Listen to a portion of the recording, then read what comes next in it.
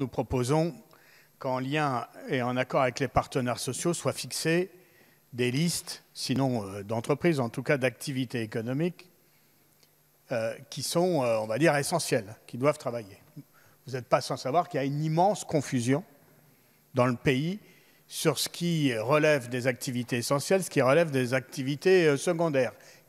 Il en résulte des injonctions totalement contradictoires.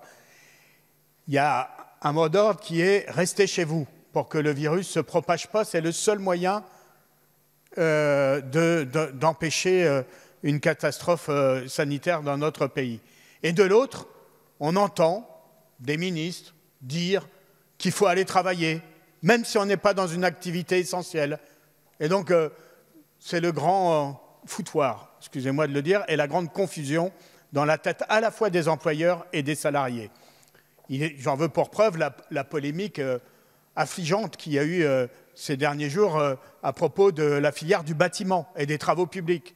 Et j'ai moi-même, dans ma circonscription, comme sans doute beaucoup ici, des entreprises du bâtiment et des travaux publics qui ne savent pas sur quel pied danser, ni les entrepreneurs, ni les salariés. Et quand les entreprises se mettent en chômage, mettent leurs salariés en chômage partiel, ils ont des retours de la directe qui leur disent « Ah ben non, vous n'avez pas le droit au chômage partiel ». Donc c'est impossible, on confine et on maintient les activités essentielles, qui sont, ça a été rappelé par le ministre cet après-midi, qui peuvent en chaîne concerner beaucoup de gens et beaucoup de personnes. Il ne s'agit pas de le nier.